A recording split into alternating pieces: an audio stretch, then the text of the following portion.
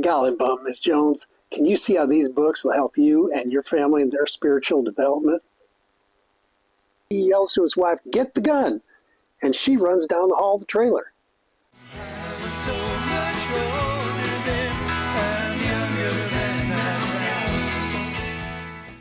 Hi everybody, and welcome back to the channel. It's that retired guy who's lived through the 60s twice and is still having fun.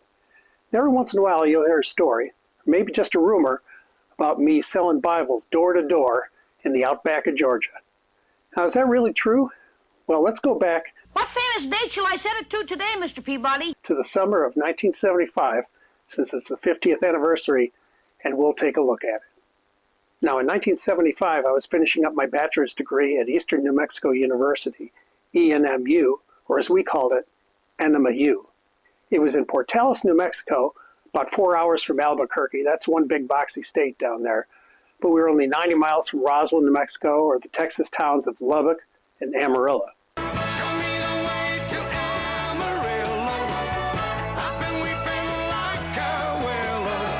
Now, I didn't have a job lined up for the summer. Henry Mirabal, a guy in a karate class I was taking. Okay, so this thing has been sitting around in a box for some 50 years. Let's see if I've still got it. Looks like I still do. Kind of suggested this door-to-door gig to me, and I was a gabby sort back then, not this quiet wallflower all of you know now. Yeah, right. So I decided to go for it. It kind of left my roommates, Rick, high school buddy from back home, and Donnie, a little bit in the lurch. Sorry about that, guys. Anyway, I piled into my 1974 Mustang II and headed out for Murfreesboro, Tennessee, right outside Nashville. By the way, the Mustang II gets a lot of grief as just being underpowered, which it was, but also being maybe the ugliest ever. Please, the 80s were the ugliest ever. Take a look at this thing. It didn't even have the C-panel indent on the side or the pony on the front. Ah, it looks like a Toyota. And Lee Iacocca championed the Mustang II. That's got to count for something, right? In any case, I liked it. Gas, by the way, was 53 cents a gallon back then. Now, we were in some Hampton Inn or something like that, courtesy of the Southwestern Company, who ran this whole operation. They hired college students to sell for 11 weeks and deliver for 2 weeks during the summer. Now, Southwestern had different divisions. They sold dictionaries, student reference books, Bibles, kids' books. I was in the Mandino division, named after Og Mandino, who'd written the book, The Greatest Salesman in the World. Yeah, I see what you did there, Southwestern. Our product was the Layman's Bible Library, a 4-volume set of Bible reference books. So technically, I wasn't a Bible salesman. Okay, here's the disclaimer section. All this happened 50 years ago, so my memories of specific details are fuzzy at best. I mean, most of you know that I can't even remember what I had for lunch on the same day, but we'll do our best. Also, when I was putting this together, more and more things kept coming back to me on that I should include. So this video is overlong. Now, if you hover over the timeline of the video, you'll see those chapters pop up, and I've done my best to define things at them. When I was training, when I was giving demos, that sort of thing. Hover over that, you might find something of interest. But don't miss the chapter, Get the Gun. And when we got there, we received our materials. We got order blanks, we got report sheets, we got our samples to show. We also got our sales case, a small little plastic sales case about yay big, yay tall. This photo reminds me of it. Now, it was very handy that we could just pop open the top, pull out a book. It worked very well, and it's nice and sturdy. But I'm getting ahead of myself because we also got our sales talk, and that was where the meat was. We had to learn that sales talk, and then we had to learn how to deliver it. Now, to that end, we were put in the hands of Gary Newberry, a good old Southern boy with a big old mustache, and I never saw him not smoking. After all, it was 1975. But he was, as Keith Jackson would say about Don Meredith years ago, all cornpone and bullshit if you like that sort of thing. But make no mistake, he was as sharp as anything. Now, in the big hotel ballroom, we had chairs, kind of classroom style, no desks, and in a big open space up in front, we had a freestanding screen door, and then we had a dumpy couch and a chair, and that's it. But that's where the magic happened. For a week straight, they drilled us in how to walk the walk and talk the talk. You learned how to approach a house, how to get into the house, how to talk to your customer, Ms. Jones, how to overcome any objection, how to answer every question, how to close the sale, and then how to get a deposit because you lived on those deposits, and then how to pre-sale for the next house, and then leave with everybody smiling. When we were done, we knew it forwards and backwards. As Gary Newberry was very fond of saying, you know what you're going to say, boy. You know what she's going to say, and she has no idea what either one of you are going to say. She doesn't stand a chance. You should be getting a sale in every house. We started fast that first morning. One thing we talked about was how to gain trust, how to get into that house. One way was to mention people that they know or who may have mentioned them that we talked to earlier. Another thing was preachers. They were gold. There were a couple times when I sold them the books at next to nothing just so I could use their name again and again. Boy, Preacher Smith got those from you? Pure gold. Now, Gary would sometimes come out wearing a grandy dress and a wig. He'd look like a cross between this guy and Mrs. Bates from Psycho. Now, he went over to the screen door, and from then on, he was Mrs. Jones. You had to get past him. Now, the first thing he ever did, called up some guy and said, try your luck. So a guy came over, put down a sales case, and before he could even say anything, Gary said, are you a salesman? Come on in. Opened up that screen door and knocked that poor guy's sales case 30 feet.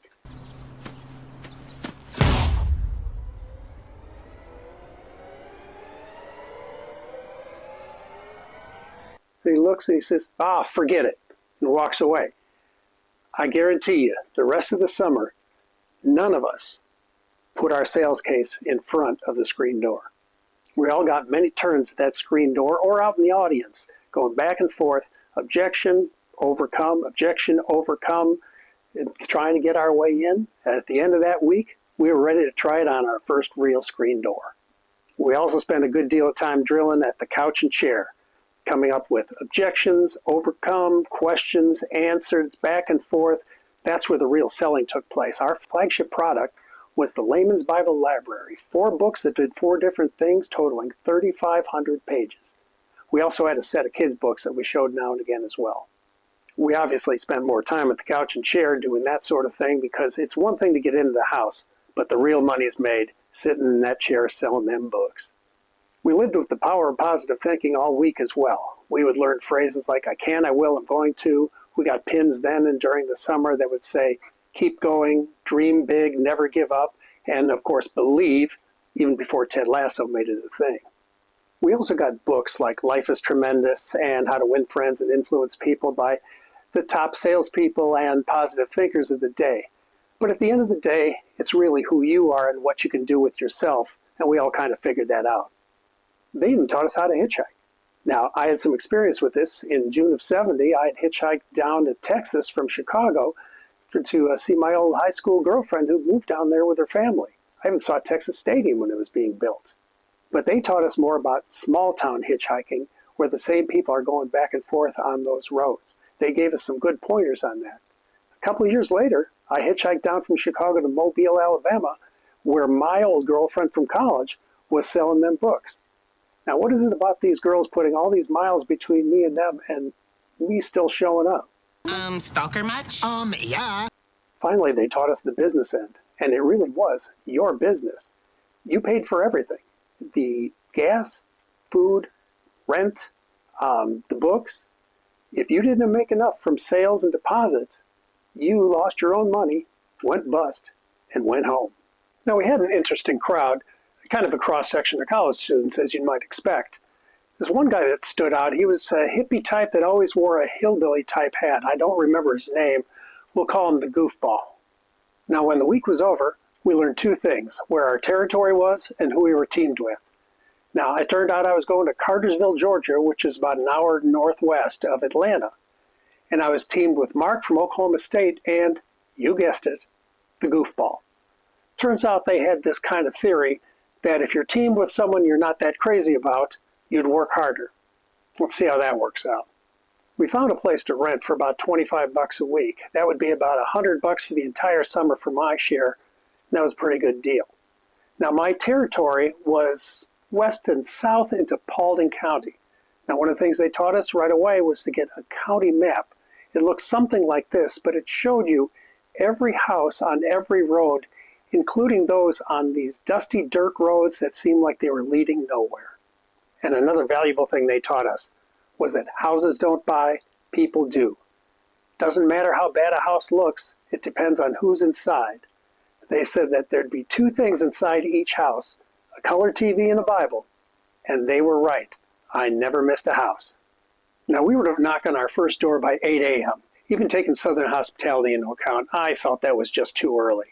So I had an hour to kill since I left with the other guys. My mom had sent me a care package with some books in it, and I learned that my favorite book of all time is Day of the Jackal by Frederick Forsyth. It kept me riveted, and that kept my first hour well filled up. I've read it for 10th or 20th time just recently, and it still never disappoints. Give it a try. By the way, forget about the movies made from it. They was crap. So my first week selling was pretty slow. The second week in our region was the pie in the face contest. You were paired with someone, and whoever got the most sales got to pie the other guy. Well, this guy I was paired with came in with some incredible amount, like $800, but he had no deposits. Nevertheless, I got pied. You? Oh. Turns out later I found out he went bust and went home. You got to get those deposits, otherwise you got nothing to live on. So after 2 weeks, I was doing pretty bad. Sales were low, and I wasn't getting into as many houses as I should, even though I felt I really knew the stuff. So I literally looked in the mirror, and this is what I saw. Yikes. Would you let that guy in your house? I sure wouldn't. I look like somebody who should be in a courtroom giving a feeble apology to the victim's family. So I went out, I got a haircut, trimmed the mustache, and came out looking something like this. And presto, the next week my sales went through the roof, about $400, about $2,400 in today's money. I was on to something. So what do you say we go knock on a door and see how I did it? Okay, so I don't have a screen door and I don't have a Ms.Jones, but we'll do what we can with here. So you walk up, smiling all the way with your sales case, you put it down, you know where to put it, away from the door. And you look, you may see Ms.Jones there, you can just say hello there. If not, you knock 4 times, which says, may I come in? And then you don't have a care in the world. You walk around, smile, waving to people that aren't there, who knows, they may wave back. She'll come up and say hello or good morning. And if she was up north, she'd probably say, what do you want or what are you doing here?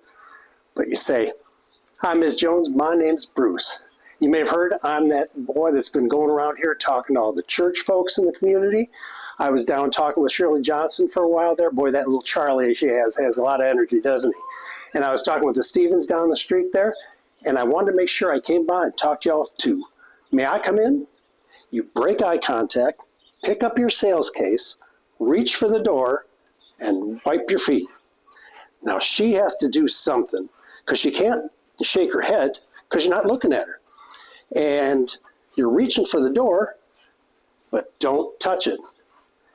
Now, 50% of the time, I would guess, she'd say, come on in, because she knows Shirley Johnson, she knows the Stevens, she is one of the church folks in the community, and you're smiling up a storm.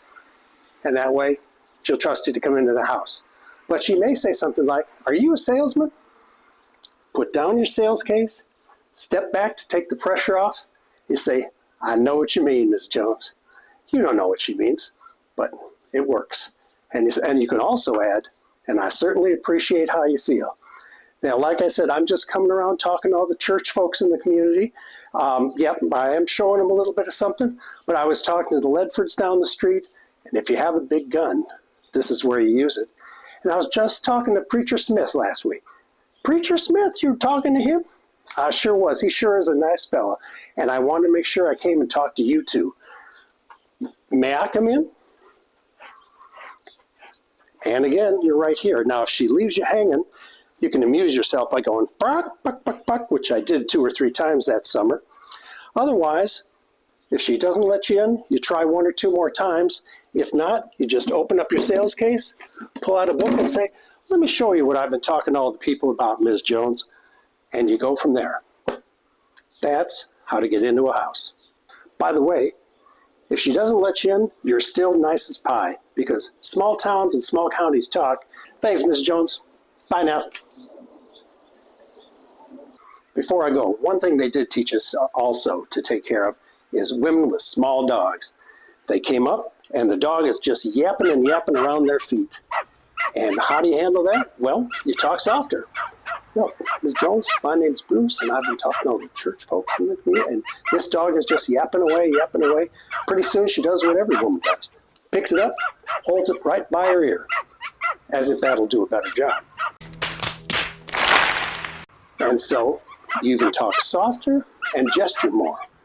Now, Ms. Jones, I was talking with Ledford's down here, and I was talking with Stevens down there, and I was, doing all this. She's going to get so frustrated, she may take that dog and throw him overhand down the basement steps. And while she's doing that, grab your sales case and walk in. Early on, I didn't have the guts to do that. Later in the summer, I did grab the nerve to just walk in there. It's not a problem. So that's how you deal with dogs.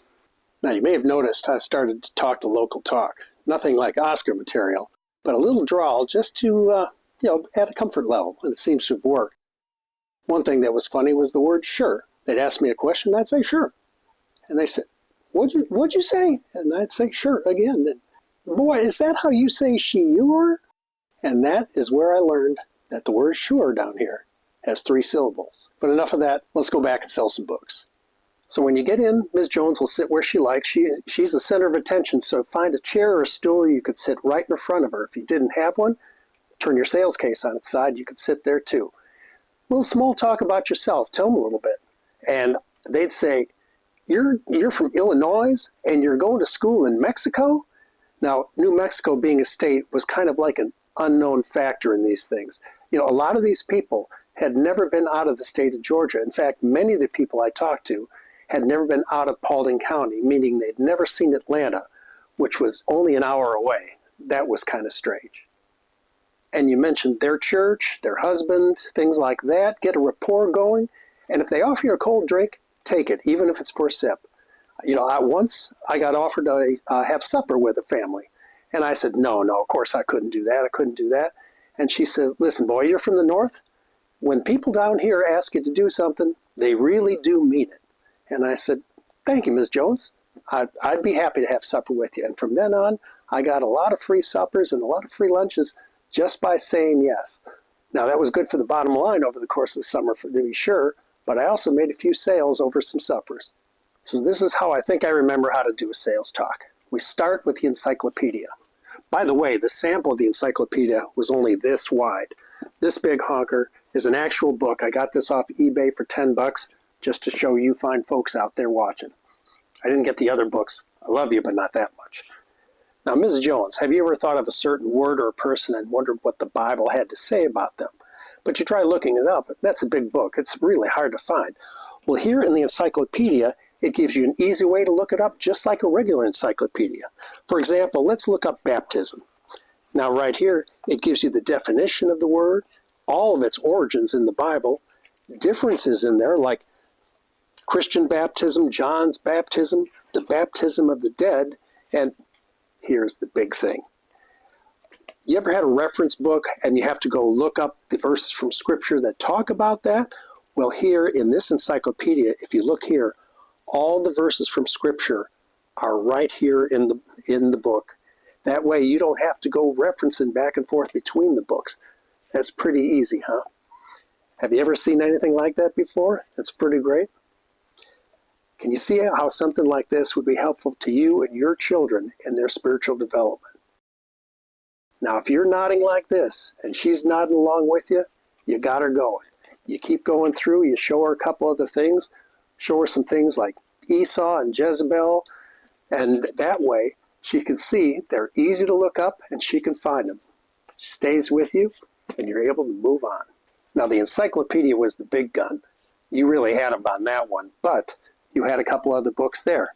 Now, Ms. Jones, the Bible history book here, there were a lot of things going on during the time of the Bible, but didn't really talk about them, didn't have the space, that sort of thing. Think about hairstyles, coins of the time, a lot of battles that were going on. I mentioned Jezebel before. Remember her? She was that wicked queen that got thrown out of a window and eaten by dogs. I know. Well, anyway, she worshipped that pagan god Baal. Well, right here, Here's a picture of old Bale. And if the kids are there, you know, kids, he sure is ugly, isn't he? Good heavens, he's scary. Anyway, the Bible history book will give you a way to look up all those things. Now, I had to hustle through the history book. It was the least popular of all of them. I'd move on to the Bible storybook. Now, Ms.Jones, kids, this is the Bible storybook. And what it had, yep, those are color pictures in there, kids, telling you all about the things in the Bible. Like, for example, Adam and Eve, you know, Genesis, you've heard of that, right? And it also talks about things like the Ten Commandments. And what we did, we stayed away from, you know, the downbeat stuff. We stayed upbeat. We didn't want to talk about things like Cain and Abel, you know, Judas, that sort of thing. Kept it going, but showed them pictures. Kids, wouldn't this be something you'd like to read on your own? And so on and so forth. And you're through the Bible storybook. Now, here's where I'd mention also the quality of the books. Now, the one thing about the books, I'd run into some books that had been sold like 10, 20 years ago. I kid you not. And they looked like they were new. Now, we would talk about Ms.Jones. This is a fabric-cord cover. And what that does, it keeps it from scratching years and years. I guess that's true. But they also talk about the pages being treated with titanium and keeps them white over years and years. I would mention I'd seen other books. I looked up titanium. You know, I don't see where it's ever been used as a treatment. That might have been a little bit of hokum, but I've seen books and they lasted. But with these books, also say they're side sewn. You ever see how the pages come out of the side? These are sewn in. So you can take a book like this, 1,000 pages, grab the middle page and lift it up. I just bought this on the internet. It's over 60 years old. I'm doing it for you guys for the first time. Let's see if it works. And you can just hold it up like that. That's how well these books are made, Mrs. Jones. Whew. That's a quality set of books, isn't it? Now, before we finish with the last book in the demo, let's talk about some of the other things going on during the summer. Now, we had a meeting every Sunday. My meeting was down in Macon, Georgia. That's so everybody in the region could attend. That was about 2 hours away. Now, during that time, we'd talk about our successes, our failures, our issues, anything we could do to help each other and ourselves. We also had a lot of positive reinforcement from stories of what people were doing and other sort of reinforcement techniques. One of the things they talked about was this story. There are these two kids, an optimist and a pessimist. Now, they took the pessimist kid and they put him in a room with every toy you could imagine. And they took the optimist kid and they put him in with a big pile of horse poop. Now, after a while, they went to look in on the pessimist kid, and he was just sitting there like this. How come you're not playing with the toys? I might fall down, might hurt myself. I don't even know if they're fun.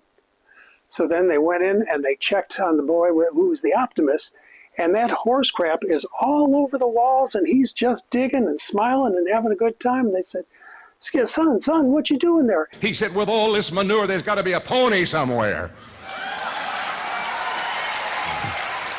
So that became the catchphrase for the entire summer. Things are going bad, just remember the pony. So about 4 or 5 weeks into the summer, the goofball disappeared. Turns out he went bust and went home, and that wasn't really a big surprise. The big surprise was that at the same time, Mark went bust and went home. Now, he was good-looking, well-spoken. He seemed to have everything under control, but he couldn't cut it. So all of a sudden, both my roommates were gone, and I was on my own. So I talked to Henry about this, and it turns out he had some space in the place he was renting. So I moved south about an hour to Carrollton, and I adjusted my territory to South Paulding County, concentrating on the county seat, Dallas. I seem to remember Dallas as having one stoplight and a Dairy Queen, but it turned out to be good territory. But let's get back to Ms. Jones and the demo. I pulled out the big gun, the commentary. Now, Mrs. Jones, this is the Wycliffe Bible Commentary. Now, the actual book itself is 1,500 pages, about that thick. Now, it comes from the Moody Bible Institute, which is the largest non-denominational Bible study college in the world. Non-denominational, what's that, you say? Well, what are you, a Baptist? Well, they don't concentrate on whether it's Baptist, Episcopalian, Methodist, anything like that.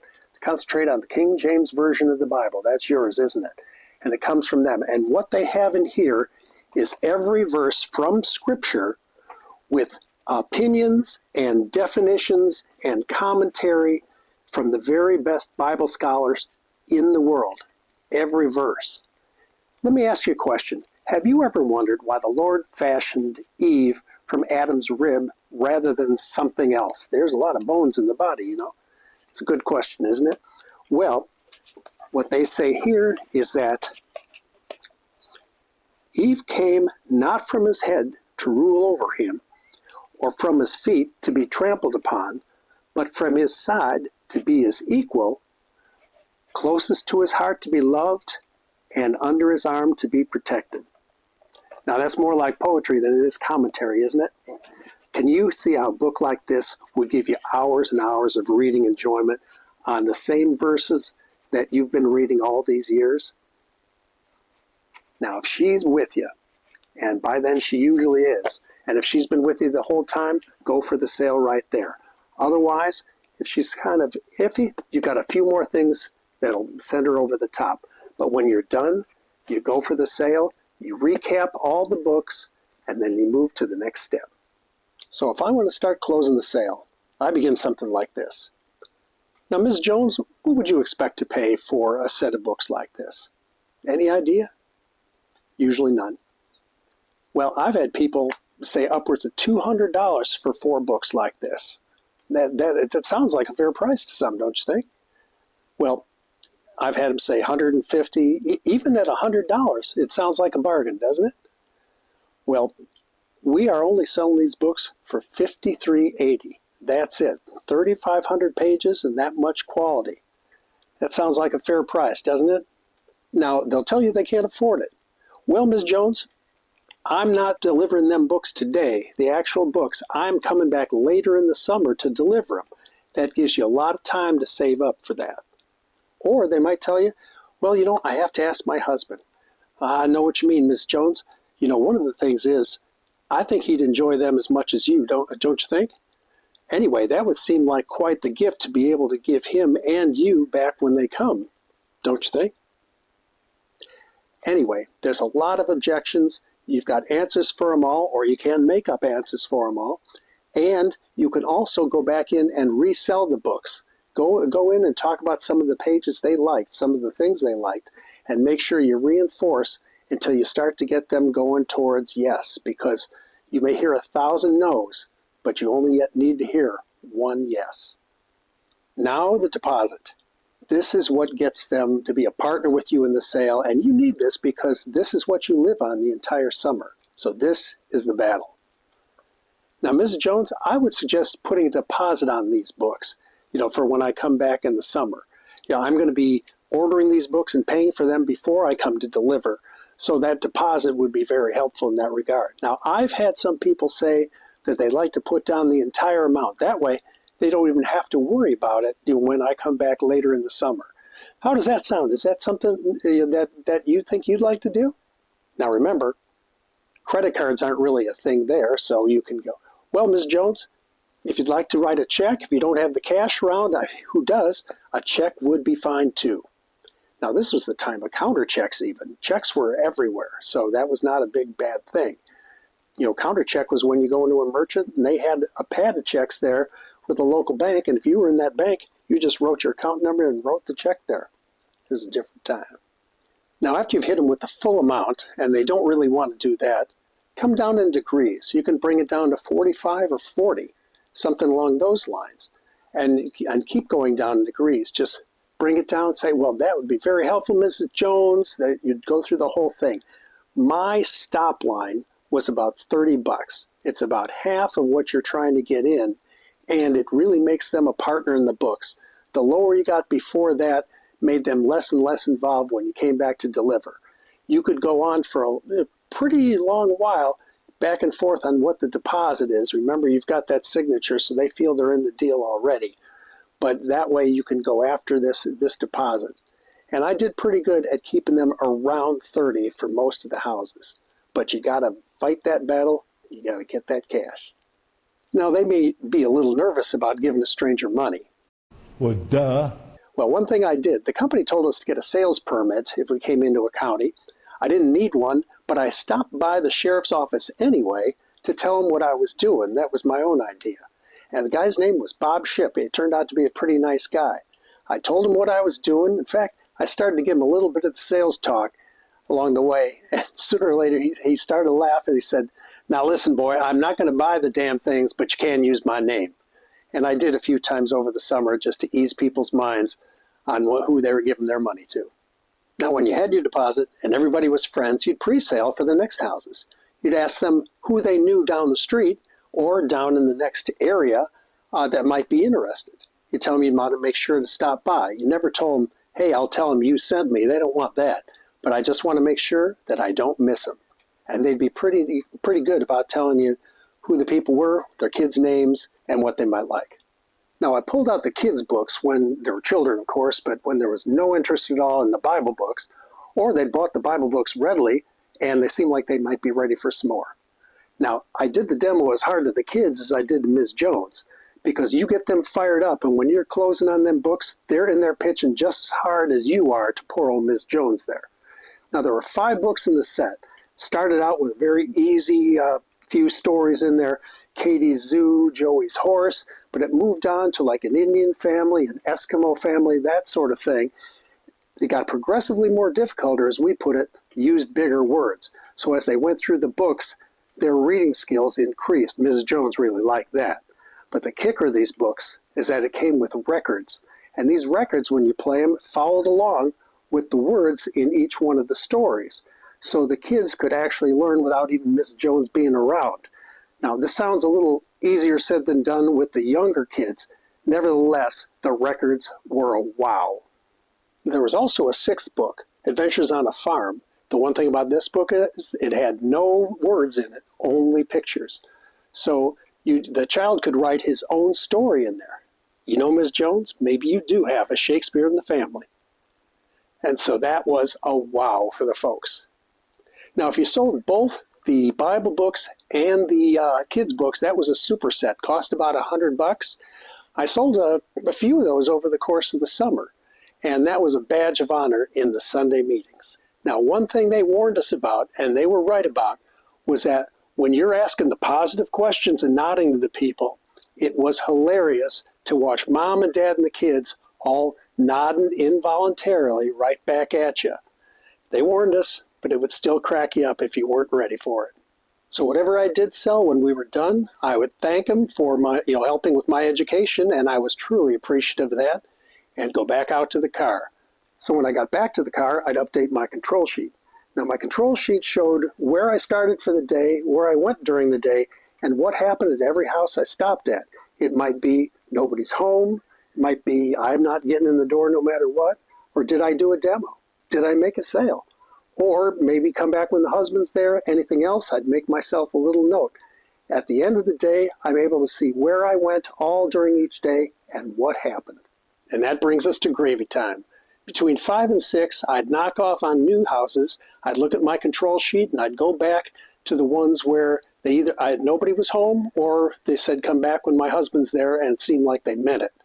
Now, if 2 people weren't home, that means those 2 people were probably out at work, which means 2 incomes. And if they had kids, that's where you might get a superset out of it. But as one of my colleagues said, you spend that time from 6 till 8 just lapping up that gravy. The people were home, sometimes they offered you supper, and you had a pretty good time going through those houses and making a few bucks. Now, I spent 11 weeks selling and 2 weeks delivering them books, which meant a lot of time in the car listening to the radio between houses. And most of the time it was to WQXI or Quixie Radio, as they called it. In the mornings, listen to the undisputed king of Atlanta radio, Gary McKee, and his sidekick, Willis the Guard.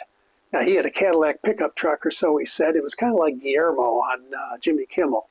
Anyway, they were funny, popular guys, and whenever I mentioned the people around the towns, they would all say the same thing. They cut up. And they did. Now, because of that summer and all the time I spent in the car, there are some songs stuck in my head that I'll never get rid of. First and foremost, this one. No matter what the man said. They must have played it every 10 minutes. I could not escape it. There was also Sister Golden Hair.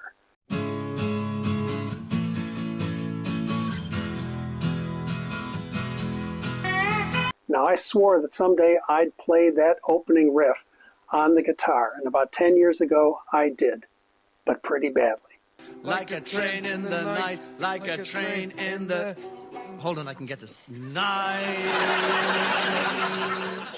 Here's some other songs from that era that I spent the summer with. Thank God I'm a country boy.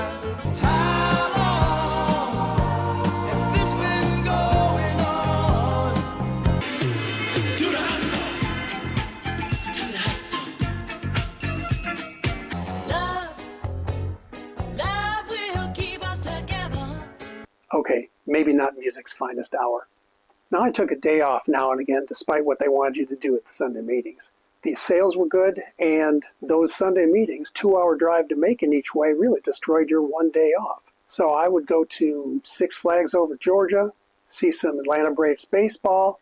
So one day I saw the movie Rollerball. At the same time, Jaws was out. Make better choices. Now, you've heard all those stories about traveling salesmen and ladies. Well, there was this one lady that suggested we go out to the movies. So when I went to pick her up, she said, "Why don't we go see Herbie the Love Bug?"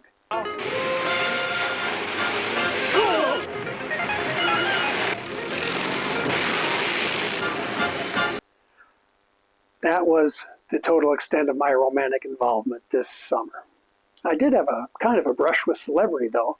I ran into a lot of Ray Ragsdale's people throughout Paulding County. You probably know Ray as Ray Stevens. You know, the Everything's Beautiful guy. I can't remember if they bought any books, though. Okay, back to work. Now, here's the end game, delivering the books. I figure I had about 250 books to deliver when it was all said and done, along with about 30 more from Mark and the Goofball. They let me try to deliver what those guys had sold, and I got an extra percentage if I was able to do it. As it turns out, I had pretty good luck with those guys closing those sales. So thanks, guys. But let's go deliver my books. Now, some deliveries were easy. If they paid the entire amount up front as a deposit, it's a love fest. You come in, "Hi, kids. Hi, Ms.Jones. How you doing? You having a good summer? Boy, boy, boy, here's your books." So on and so forth. You have a good time. Thank you again, Mrs. Jones. And boom, you're gone. You don't want to spend any more time there than you have to. Now, the smartest thing Southwestern ever did was to encase their books when you're delivering them in the junkiest, cheapest paper you got.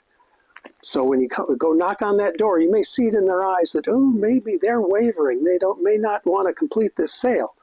But what you do is they will invite you in, and when you walk in, you just tear it off. And if all of a sudden they're like scenes of horror, they say, no, hey, hang on. You know where you stand. So what do you do if it looks like they want to back out? Well, strategies are different depending on what they deposited. If they deposited half or more, around that $30 or more that I mentioned before, you don't really try that hard on that one because you're going to make more money on that sale if they don't take the books. They don't get the books and they don't get a refund. So you do try to talk them out of it. Yeah, I do understand, Ms. Jones, things are hard and so on, and you really just don't, if you could, that would be great, but I do understand, and you were out of there just as fast as anything. I had quite a few of those, believe it or not. But if they paid less than half, you have to really read the room on how adamant they are. Sometimes they're just wavering. Get your book out, go back into demo mode, get them right back to the spot where they were, where they loved the books. A lot of times they'll say, "Oh yeah, I know what you mean," and they'll go after them. But if they don't go there, then you got to try some other strategies. Now you can remind them that you paid for them books already based on their promise to take these books, and use the word promise. It's not like a contract, but they promised to take these books, and you can seem very disappointed that they're not living up to that promise. And you can pull out that signed order, and hurt feelings and cow eyes are just fine at this point as well. You can try other tactics. Ms. Jones, do you happen to have any ketchup? Because I'm going to have to eat them books. Or, I just don't know what I'm going to do with these books that you promised to take. Basically, you just try everything, go back into demo mode, again, play on their sympathies, and so on. Sometimes it just doesn't work, but it doesn't. Go for broke with the money hunt. With a money hunt, it's just, hey kids, why don't we help mom and dad pay for your books? Remember, with the kids' books and even with the Bible book, it's their books. And they'll be like, yay, sometimes they know where the money is. 2 times I had kids come back in with more money than was actually due. And I had that change right back to them, and I disappeared like a ninja. But even with the money hunt going on, they might get part of it. And if they have that, well, that's, Ms. Jones, it's only, $10 left here. And you may work on discounts and stuff like that. Again, be relentless. It's their books, their promise, and do what you can. And another form of money was S&H green stamps. Some of you will remember that.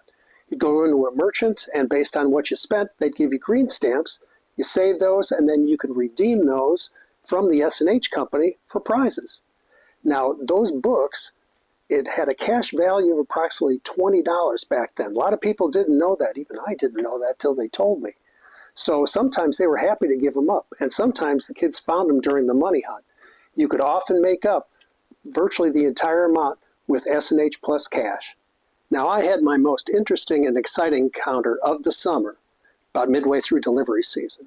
You see this little scar over my right eye? Well, it's faded over time, but remember it. I was in some dumpy trailer on some dirt road delivering books to Ms. Jones. Mr. Jones was there too. Now, he was a grumpy sort, but grumpy doesn't stop a Southwestern salesman, does it? Anyway, I'm going to deliver, and she's listening, and he says, she don't want them damn books. And I knew what he meant, and I went through, and I was talking about the books. He hadn't been at the original demo. I thought if I showed him a little bit, he might like them. And then he says, you better get the hell out of here. And I talked about the promise to get these, and I'd already ordered them, yada, yada. Now, there came a moment that they didn't train us for. He grabbed a Coke bottle, and, well, they called it Coca-Cola down there near Atlanta, and this is what it looked like in 1975, and he hit me over the head with it. I looked down, and I could see blood pouring out of the floor. And so instead of saying, golly bum, Mr. Jones, I know what you mean, I punched him right in the face. So we were kind of grappling around, and he yells to his wife, get the gun! And she runs down the hall of the trailer. I thought to myself, this ain't going to work out good. And I managed to push him over the couch there. I really wish I had a video of that. And I grabbed the books. Yes, I did. I grabbed the books, believe it or not, and I ran out of there. And I went to the local diner, and they called the police. The deputy showed up, and he says, well, you were in his house, right? And I said, yes, sir. And he says, well, he does have the right to shoot you dead if you're in his house. Really? Really? And I said, huh. So anyway, he was nice enough to take me to a local doctor to get stitched up, and all the while he regaled me with tales of people who had shot people on their front porches and dragged them in to try and make it look legal as they were inside the house. Times have changed, or maybe down there, they haven't. Anyway, I did get my revenge. I've had a pretty interesting and happy life, and he's living in some dumpy trailer on a dead-end dirt road in rural Georgia. In your face, Mr. Toothless Coke Bottle Man. So I took the rest of the day off. I guess that's okay. But I dived right back into deliveries, and I tell you, I did pretty darn well. What doesn't kill you makes you stronger, right? Or maybe it just wants to make you get the hell out of there a lot faster. But I had a lot of success getting money out of people after that, and before I knew it, my summer was over. So I packed up and went back up to Nashville to turn in the undelivered books and tot up the results for the summer. As it turns out, I did pretty well. I ended up with a total of $3,400 in sales. That's about $20,000 in current money, and was the number 26 first-year salesman. There I am. Not a bad summer. I drove north to visit the family in Chicago and then had to get right back to school. That really had eaten up my summer. But I had some money to work with, and it really did strengthen my gift of gab.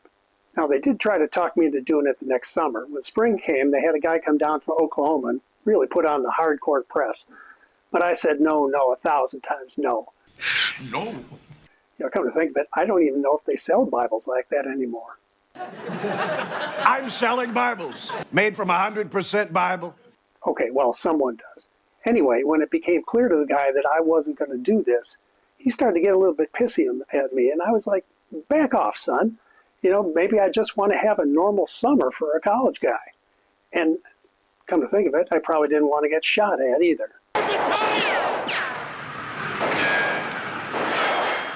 Plus, I had a great job at the local package store. They had a drive-through window there. And the guys would come up in their pick-em-up trucks and say, hey, give me a 6 of Coors. And I'd say, hey, a 6 is $180, but 2 6s is only $360. Oh, yeah, well, give me 2. Set a few sales records there. I guess that sales training really came in handy. Now, I've seen over the years some folks online griping about how difficult it was and the way the company treated you and this, that, and the other thing. You know, I went through that and I made it through. That's a little bit of badge of honor for me. I wouldn't do it again, but I'm glad I did. It makes for a great story and makes for a good experience. So I don't have anything negative to say about it.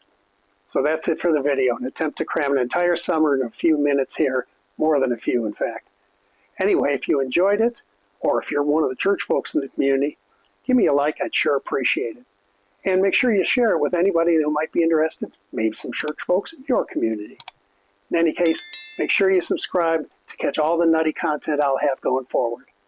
This is that retired guy who's lived through the 60s twice and is obviously still having fun. So long, everybody. So